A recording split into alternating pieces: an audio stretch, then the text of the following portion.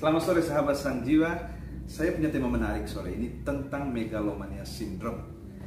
Megalomania syndrome adalah penyakit kejiwaan mental yang dimana penderitanya mengalami delusi tentang kekuasaan.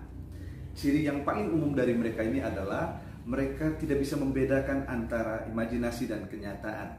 Jadi kadang-kadang dia bisa bercerita dengan sangat meyakinkan tentang kekuasaannya, tentang pengaruhnya, tentang ketokohannya, tentang kecerdasannya, tentang kekayaannya, tetapi pada kenyataannya dia tidak memiliki semua hal yang dia ceritakan itu.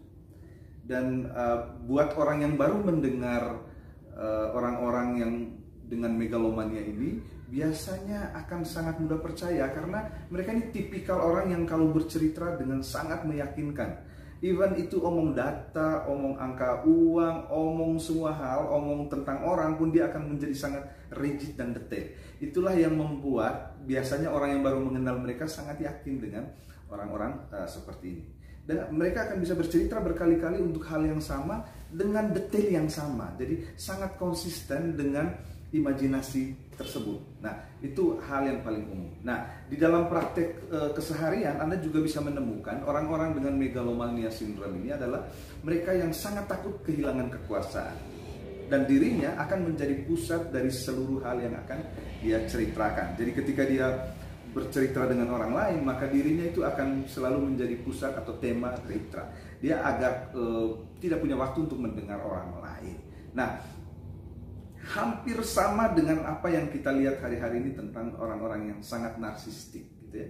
Merasa paling keren, merasa paling cantik, merasa paling pintar, merasa paling berkuasa, merasa paling semuanya dan orang lain tidak ada apa-apanya. Nah, biasanya juga orang-orang yang ada di sekelilingnya tahu betul dengan kebutuhan orang-orang yang megalomania syndrome itu atau orang-orang yang narsistik ini.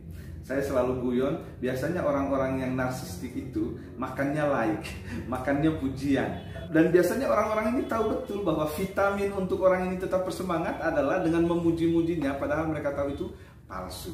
Dan ini yang kemudian juga membuat orang-orang dengan megalomania syndrome ini semakin menjadi-jadi dan agak susah untuk sembuh kembali kepada situasi yang normal misalnya.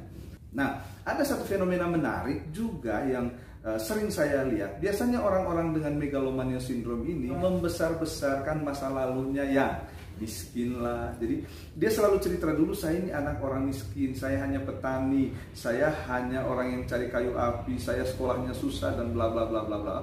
Dan pada saat yang sama sebenarnya dia punya ambisi ingin menceritakan bahwa hari ini saya orang yang sangat hebat. Jadi motif ketika dia menceritakan masa lalu yang susah itu, yang miskin itu adalah motif untuk membesar-besarkan kondisi dia hari ini.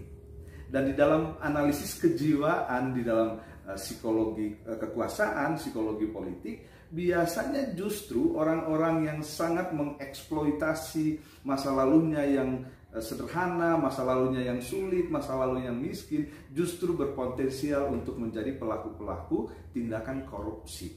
Karena itu dianggap sebagai kompensasi dari rasa dendamnya pada masa lalu. Jadi hati-hati juga kemudian ketika ada orang datang pada Anda dan dia membangga-banggakan masa lalunya yang sulit.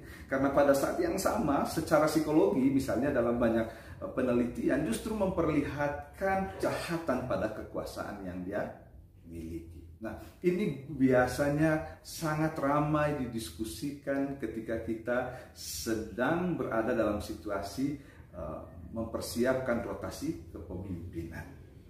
Dan sejauh ini sebenarnya para ahli belum bisa menemukan satu model pengobatan yang akurat untuk masalah ini. Psikologi yang paling mungkin dilakukan adalah terapi-terapi kesehatan mental yang biasa umum dilakukan. Misalnya membenahi konsep dirinya, membenarkan tentang konsep kekuasaan, memutuskan lagi tentang siapa dirinya dan sebagainya dan terapi-terapi perilaku lainnya.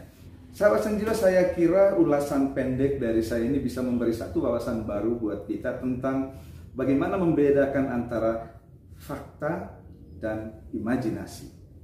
Dan bagaimana pula kita menerjemahkan apa yang sedang Anda dengarkan itu fakta atau imajinasi. Itu dia sesuatu yang disampaikan oleh orang yang biasa untuk Anda yang luar biasa. Salam Sanjiwa.